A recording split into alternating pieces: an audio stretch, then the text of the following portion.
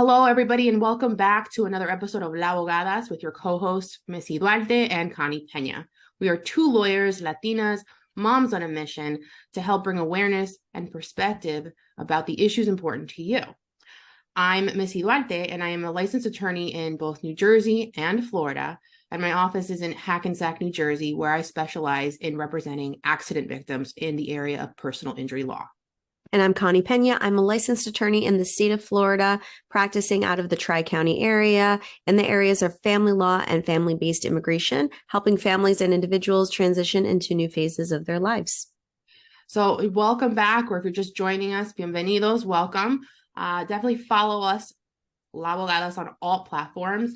You can catch up on the latest episodes anytime via Instagram, YouTube, Spotify, and Apple Podcasts. You also can send us a DM on Instagram or email us at info@lawbogadas.com. We are everywhere. So in today's episode, the way that you should be reading it is, you sound white, but where are you from?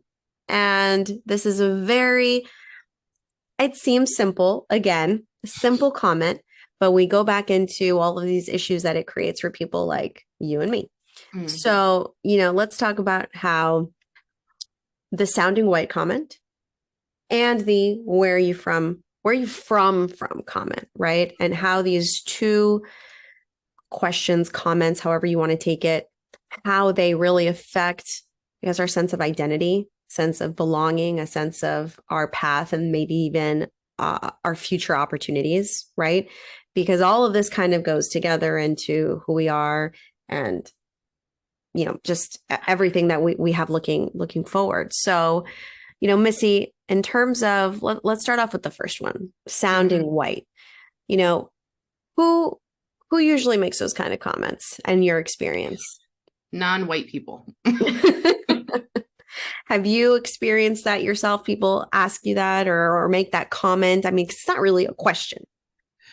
I mean, yes, not more so as a kid, though, like growing up, 37 now, but it was more so growing up where I would be speaking to a friend and somebody else that didn't know me, like maybe a family member of theirs or, an acquaintance. And they're like, you sound like a white girl. And I'm like, I was kind of, I would always be taken aback because I'm like, I don't. And it's said with that emphasis, right? It's not said in a different way. It's like, you sound like a white girl. Right. And I'm like, I don't know what that means. I sound how I sound. Like, it's always, every single time, it's as if it came to me like for the very first time. Like, I don't ever know how to like respond to that. But what about you? Have you ever experienced something like that? I have, but in a different way from you. I didn't experience that growing up. I was always around quote unquote white people. That was really all that I was around and where I grew up, where my school was. And it wasn't until I was older and in college and just interacting with more people from different places where I started to hear that. And just like you, it does catch you off guard, because what is the purpose of this comment? Right. And that's what we want to talk about today is why are we saying that to each other, if you will, because it's non-white people, like you said, they're asking us. It's people that are from where we are. I've experienced it with people that are from, that are from the same country that I am, or are just Hispanic in general, who make that comment. It has that inflection in it. And to me, it's meant to be accusatory. I don't know exactly what I'm being accused of, but it's not being said in a positive way, right? What do you think? I think, based off the research and the things that we've been doing in preparation for today's episode, I'm getting a better understanding. I think it's people, not everybody, but certain folks thinking that by hearing you articulate in that way, and I'm putting air quotes for people that are not watching on YouTube, that you're trying to somehow assimilate.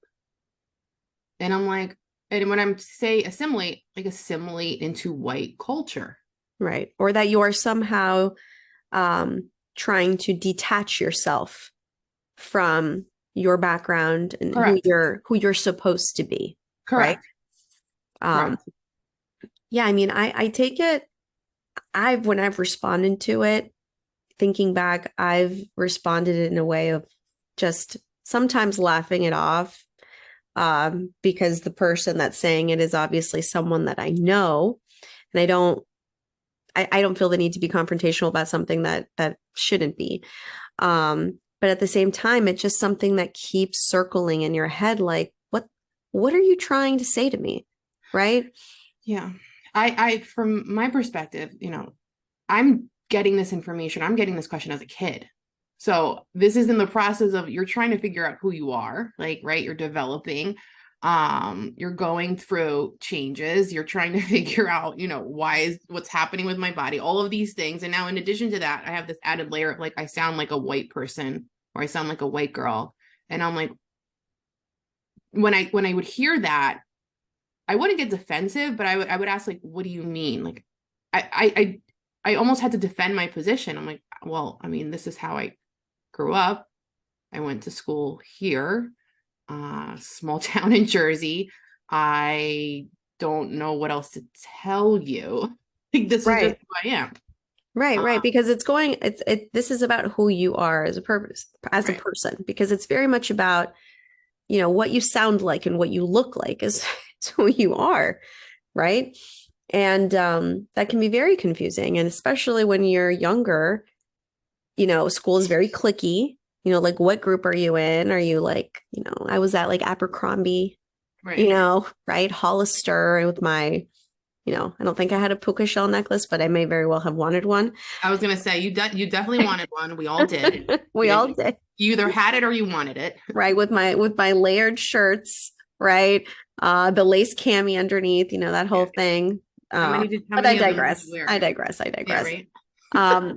But it's very confusing, and obviously, like you're saying, getting it as a child or growing up is much different than getting it as an adult. And Mhm. it goes to our identity, which, if we go into the second part of this, right? The where are you from question. Who's asking you that, Missy? White people. Right.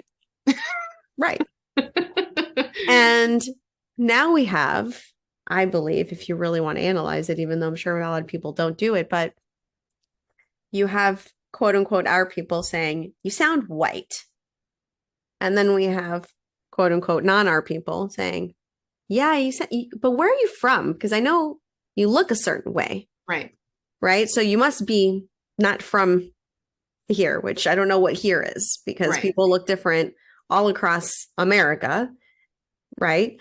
And I grew up with this fallacy of America is a melting pot of nations We all seeking did. independence and freedom, melting together its cultures, becoming one. And then we realized that it's not so much like that, right? Yeah, you learned that very quickly. Unfortunately. Um, so Missy, have you had people ask you that? Where are you from, and what kind of situations has that happened? I can't think of like a specific example, but obviously it's a non-issue. The way that I sound is a non-issue, but something about the features that I have, my hair, or, the features on my face, whatever. Something about me is like giving them Immigrant right. vibes? By the way, we are all immigrants, guys. I don't know if you know.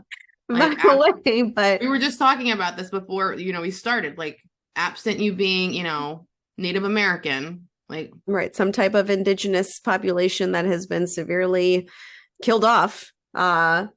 There's no one picture, which is supposed to be this, beautiful thing about this country. And in my positive, optimistic days, I do believe that. And then there are days where I don't.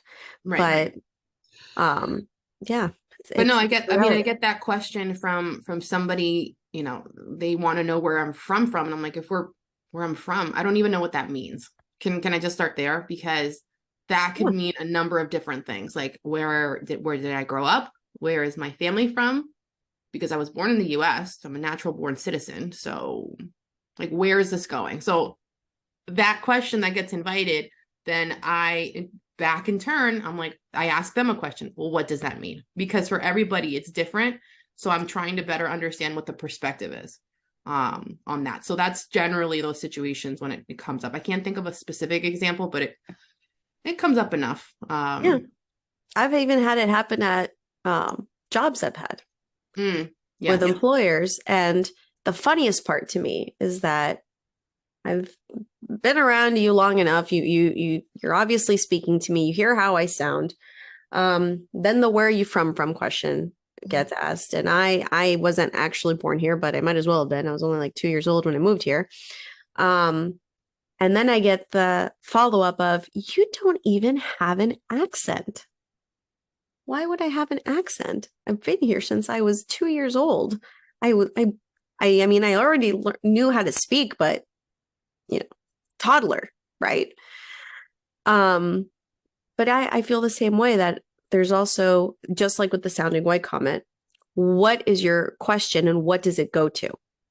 Right? Because this is only asked again to people that have, a darker shade of skin, right? That are not the quote unquote Caucasian, blonde haired, blue eyed individual that we're thinking of, even though Americans look all kinds of ways, right? You know what? I would say that's not necessarily true. So if you know my family, like, okay, if you see me, I am more olive skin. I have darker hair. But my sister, she was born blonde and she has light brown in hair. She's dyed her hair, obviously, but she has like hazel eyes and she also has very similar features to me. Like, I think I joke and I say, like, we literally are the same person. We look the same way, but I have darker features and she has lighter features. It's like you have a filter. What's that? You have a filter. Yes, which is an accurate representation of Dominicans, right? Like from one spectrum to another, like there is no look. Like we're all beautiful, right, by all intents and purposes. But she gets that question as well. So it's just, I don't know what the idea is, like whatever image certain people have about what you're supposed to look like as an American, which is like. Right. I mean, that's the thing. It's just about this image, and then it goes into this bias that people have and assumptions and stereotypes we make about people. Because my problem with that question is not you having a sincere interest in who I am and what I'm about.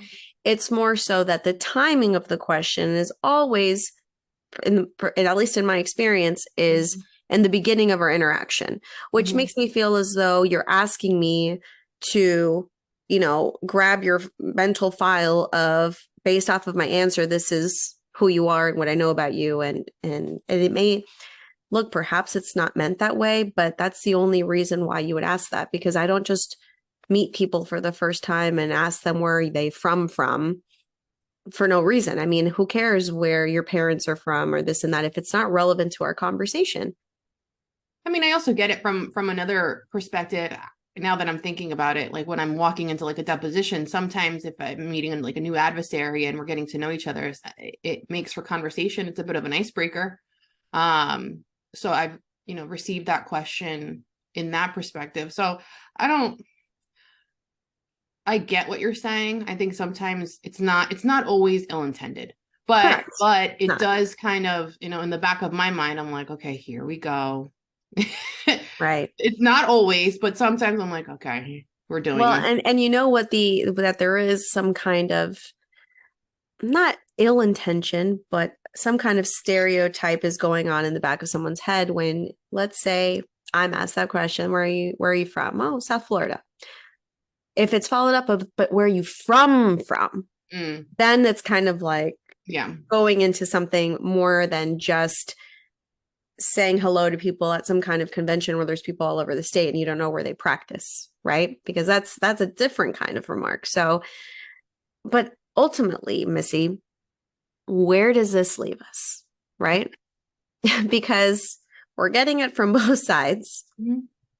And, I think that, to me personally, it brings me back to this identity crisis, if you want to call it a crisis, but of feeling like I'm not, Hispanic enough, I'm not Chilean enough, versus I sound a certain way. I'm being told I sound this way, but the people that I sound like are asking me where I'm from, and again, drawing a line, a line of demarcation of which box are you in? And I don't know which box I'm in, right? Why do we have these boxes in the first place is beyond me. It's, in my opinion, related to the history of our country and policies and things that have been put in place to put you in a box. Right. But it's not helpful. What do you think? It's confusing, because I identify, if you ask me, like, I'm Dominican American. It's not, I'm very proud of my culture, but I struggle. Going back to the point of sounding white, some people say that because they think that you're like assimilating, and I've grown up, this is where I grew up, this is how I was taught, this is the way that I was educated to speak, so I'm not trying to be anything else other than myself.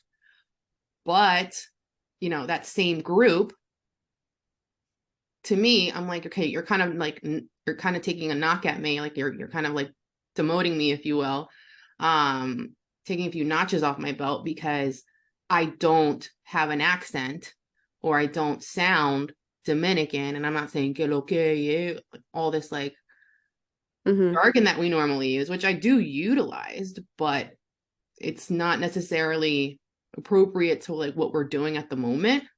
So, I get it from that, like, am I Latina enough? Am I Dominican enough? Because then, I speak Spanish.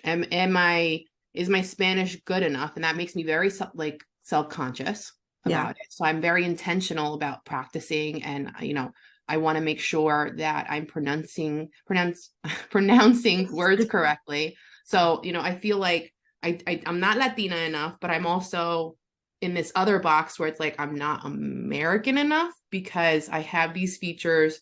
And yes, you do sound it, but there's other things going on that like you don't necessarily, I don't want to say fit in because I don't feel like I don't fit in. I'm just saying, like, where do I fall in all of this? Right. Because even if I say that I'm Dominican, it's like, well, you weren't born there. You weren't born in the DR. Your parents were, but you're not. So you're not from here. Well, I was, or where I was born, but I wasn't there long enough to have any recollection of it or any memory of it. Yeah. Where does that put me on the value scale? Right. Mm-hmm. And at the end of the day, like you're saying, it's, I think you and I are the same in that we don't feel like we don't fit in anywhere, but it's almost like our antennas go up when other people make these comments because it's almost like, am I supposed to feel a certain way? Am I supposed to feel this way? Do I need to do more of this when I'm in this group and more of that when I'm in this group?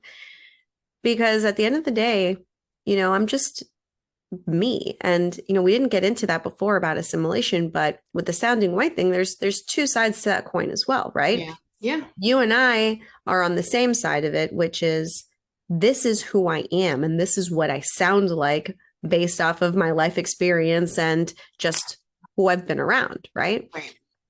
But then there are others that change purposefully the way that they speak, depending on who's around, because they want to maybe gain more respect, or they want to fit into a group that they don't feel that they will be accepted into if they speak this way. Right. And so, that's something that is a little bit different, but it goes to the same thing. This idea of, is this box going to let me into its box? Right. Mm-hmm. But then what we end up with is almost like a Venn diagram of, the white America box, right? The, non-white immigrant box, and where they intersect, I guess, is us. Right. I mean, that's perfectly stated. And I think I'm comfortable enough at like where I am in life now to be able to say like, yeah, I am that middle. Like I'm in the gray. Yeah. Right. Neither from here, from there. No soy ni de aquí ni de allá. I'm just, because that happens to me, for example, when, with my clients that I speak Spanish with, I try to speak a more neutral Spanish because for those of you listening that speak Spanish, that different countries use different words for different things, different expressions. Some words are curse words in one language and they mean nothing bad in another. In one country, not in another. So those are issues that I try to make sure that I want my clients to understand me and feel that I'm comprehending what they're saying. That's not what I sound like at home though, or when I'm, visiting my family in Chile, Mhm. because I'm more Chilean in that in that kind of environment because everyone knows what I'm saying and what I'm and how it is. But when I'm there, when I'm actually in Chile, I get the you sound white comment that habla como gringa. And when I'm here, people are like, oh my God, your Spanish is just so great. So is your I'm like, English. so which, so is true, right? And so, it's almost like everybody has a comment. Everyone has a story, and this desire to put people in a box. Well, I guess we have to create our own box. And that's really my point. Like I've thankfully have now come to a place where I feel comfortable enough to say, like, I don't, this is me, this is who I am, this is the way that I sound, this is the way I look. Like, if I don't fit in over there, if I don't fit in over here, then you know what, I guess I'm gonna have to make my own box, if you Right. will. um It's almost like we actually are, at least you and I, are that result of this melting pot type of effect because we have a little bit of, you know, something from everywhere, right? Of what we came with, what we grew up with, and what we have learned to come and learn to deal with just being, here, right? right. It's kind Yeah. of like um the experiences that have created this new box Right. um that is getting larger, right? Right. Do you feel like you're any less Chilean, if that makes sense? So I'll give you the question, or what my thought process in asking you this question. Yeah. There's times where, like we were talking about, when you go to Chile and you're speaking Hmm. Spanish, they're saying that you sound like more Hmm. Americanized. Like, I get the same thing too. I also get here, like, my Spanish at times, because I've grown up around so many different uh cultures in Latin America, Hmm. Colombia, like so many, like I just grew up around a lot, and I just love learning about different cultures. My Spanish isn't Dominican. It's not Dominican enough. It's not like Exactly. It's not there, Dominican right? enough. I sound, sometimes I get the comments about, like, oh, you sound like you're from Argentina, or you're from Venezolana or something. I'm like, I don't even And the know. people that say that are not from there, of No, course. no, It's no. just, So, like, I'm curious, do you ever feel like that? Like, do you ever feel like any less Chilean because of that aspect when you you get that? know, the best way to kind of sum up how I think that I feel is, did you see the movie Crazy Rich Asians? If I don't remember, but I feel like I So, should have. well, I'm not gonna get into the whole movie, but a part of the movie is that, she has a boyfriend who is, from Korea, right? They're in Seoul, and that's where she's going to meet his family. And she is Chinese American. I believe I think she was born in the US in the movie. And she's like an economics professor at NYU or something like that. And so she's going to go meet the parents, and she's with her mother who immigrated from China, and she says, "What? I speak Chinese. I'm Chinese." And her mom says, "You look Chinese, but here in your mind and in things that you say, you're not Chinese. You're American." And that is what it is, because we feel it's a fusion of both things. I Right. don't, and my husband says this to me too, that I'm not a typical Chilena in the way that I think and act as a result of how I think. And so I don't feel, it's not that I feel like I'm less or more. I just feel like I'm a combination of both. Right. No, I think that's perfectly stated. I mean, we are, in essence, a result of that fusion of being able to be here, and we are creating that Yeah. new culture. That the whole Spanglish thing comes into play too. That is what is immediately comes to my mind when I think about Mhm. it. Um, and Yeah, there's just, it's just everything. It all combines because at the end of the day, where even just if you just want to talk about being American, where you grew up in America completely changes what you think and how you act and how you dress and how you speak, right? Are you from Right. the South? Are you from the West Coast? Are you from, um, Indiana? Where are you from, right? Because it really affects everything. And we can see that in the political divides, red versus blue states. We can see that in just how religion is spread out around this country. It is everything is affected by who you're around and how you grow up. And there's no one specific mold. And it's just, I feel like it's really a problem to keep wanting to put people into a specific mold because this whole tribalism and all this kind of thing that's, really causing a problem, which is conversation for another day. But it all comes back down to that, right? What group do I fit in with? What group is accepting me?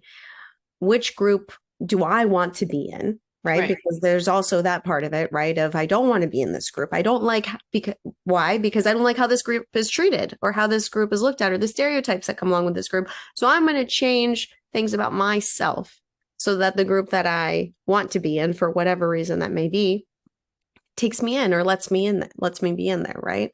Yeah. Like we get into that. I mean, I'm not going to get into it, but the whole token thing, like the token whatever friend, right? Mm-hmm. And so it's problematic. What do you think, Missy, in terms of how can we improve on this? I just hate the idea of having to compartmentalize. Like, to me, why? Like, why can't we all, I hate to be very kumbaya-ish, like, why can't we all Why just get can't we just get along? along? Why can't we just get along? Like, why can't I just be who I am, do the things that I enjoy doing without prompting so many questions?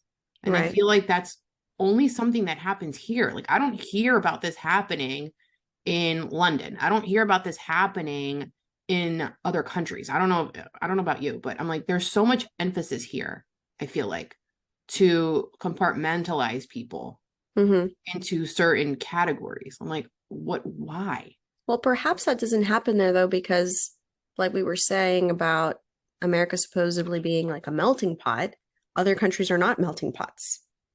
And you stay who you are even when you're somewhere else. But with globalism and immigration generally being, on the global scale, Mhm. those are things that are going to start being problems, if you will, in other places because, just like us, if your parents moved to a different country and then you grew up there, that's what the result is, right?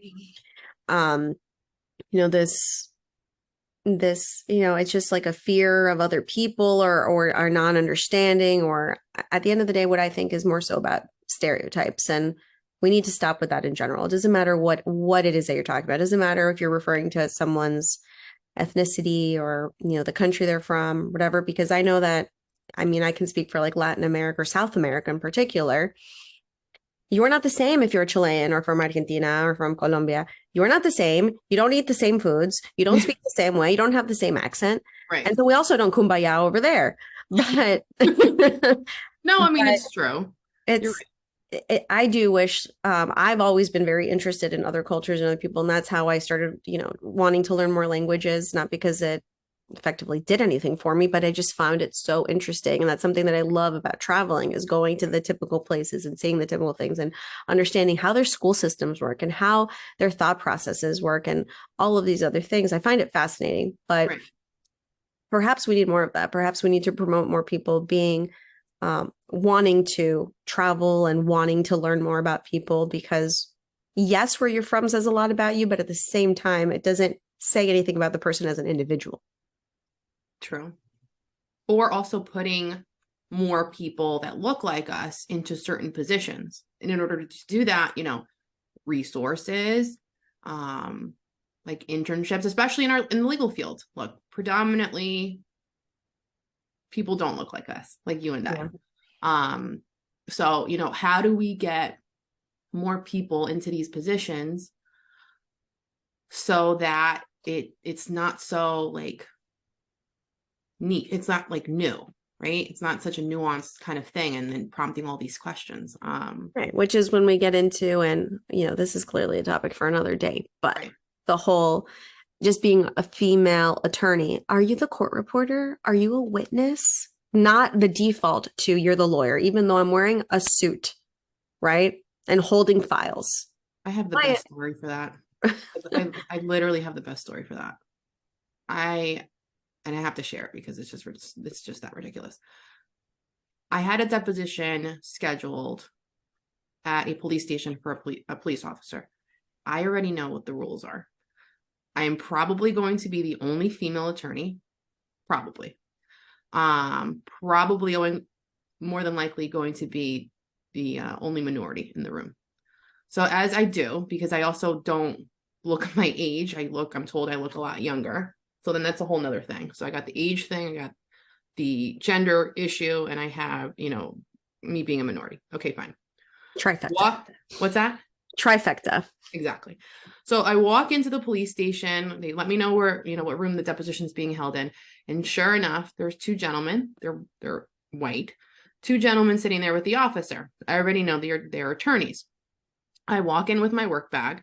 Immediately when I enter a room, I announced who I am so people know who, they do not think that I am the court reporter or the interpreter or, some random person. Non-lawyer, a non-lawyer. Correct. Right.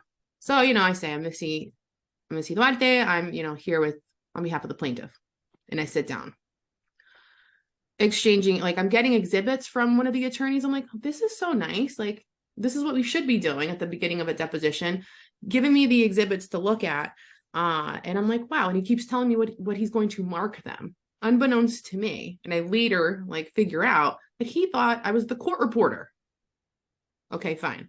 So he figured that out. I didn't know at the time. So everything's kind of playing out. It's kind of busy. We start the deposition and the court reporter eventually comes in. We start the deposition. He's going through his line of questioning. And at some point he hands me the exhibit and he's showing it to me. And I'm like, I've already seen it. This is the exhibit that you showed me when you thought I was the court reporter. I should have ordered that. I mean, I'm pretty sure we have that transcript because it was our case, but I'm like, I never took a look at that transcript to see if the court reporter actually put it into the transcription. Yeah. But I'm like, man, oh man, talk about examples. Yeah. I mean, that happens a lot. I know a lot of, minority and particularly Black male attorneys that are consistently asked if they're the defendant in criminal court, because why else would you be in a criminal courtroom, right? Unless you have been accused of crime. Right. But I mean, I give it to the guy. He tried to at the end, he's like, well, your bag looked like it was the court reporter bag. I'm like, I'm sorry, did you see me pull out a recorder? No, what the funny part is my bag was, we had the same bag.